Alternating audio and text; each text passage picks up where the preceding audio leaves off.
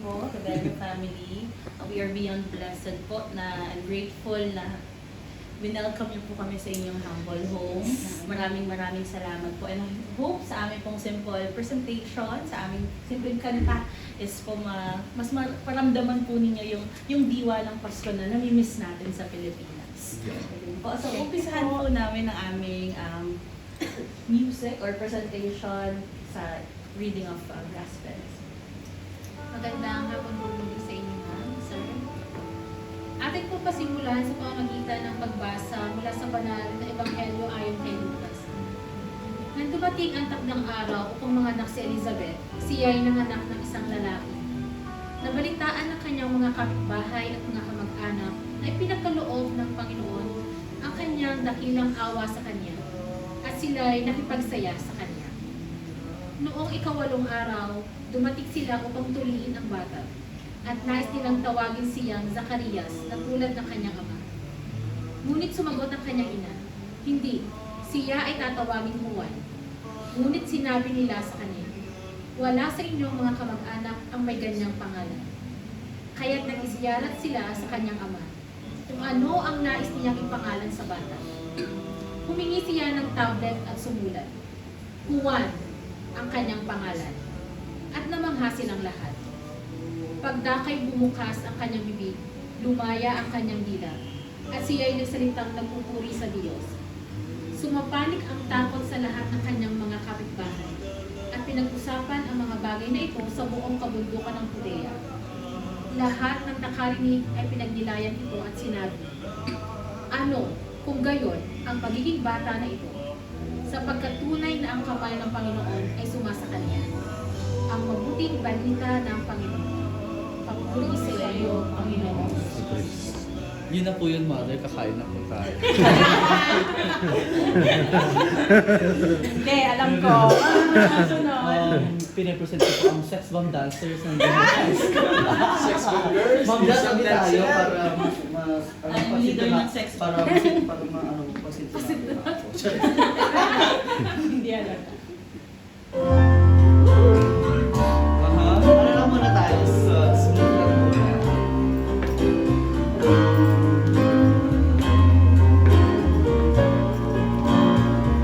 Simang gabi na naman, tayo'y gising na, patulog pa lang ang buwan. Ang simoy ng hangin, dahan-dahan na humahaplos sa mukha ng bawat tao. Bumabagsak pa ang mata, dahan-dahan kumusta ang mga ilaw ng tumatandang simbahan, kung saan magkasama tayong nagdasal at nakinig sa misa legalyo. Pagdating ng ama namin, ang oras sumindo ng magkahawa. Ang ating mga kamay, umawit mga ulap, kasabay nagsiawit ang mga anghel sa langit. At ang unang gabi ng Pasko'y sumapit, kay ganda ng harana ng tinig na sumasabay sa ihip ng hangin. Ang sabi nila, sabi nila. Yun na po talaga yun, mother. Okay, so meron tayo sa excited part. Oh, you join us in the song.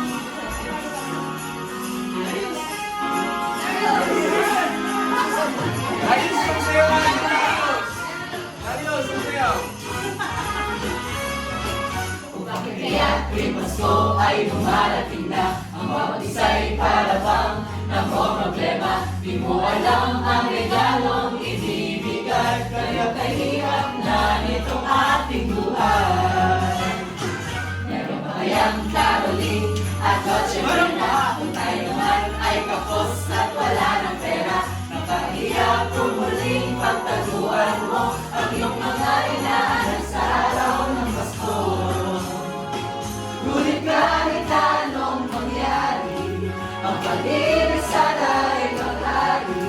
Sapat nang si Jesus kasama mo, tuloy na tuloy pa rin ang Pasko. Mabuti pa nga ang Pasko ng isang taon. Sa ating kapag mayroong Quezon, Bolan, Hamon. Pagkasipin, Happy New Year, mapopospon. At ang hamon ay mauuwi sa bagoon.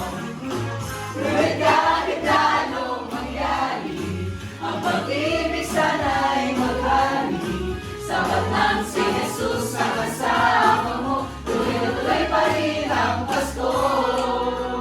Masaya na yan, si Ma'am Jasmine.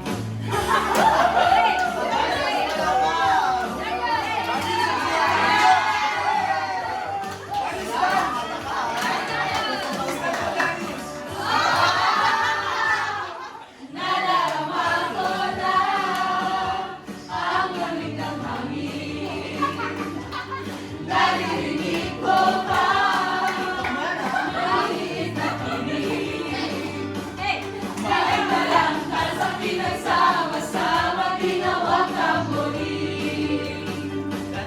Ang mga parol ng bawat takal ay nagtinig-tinig.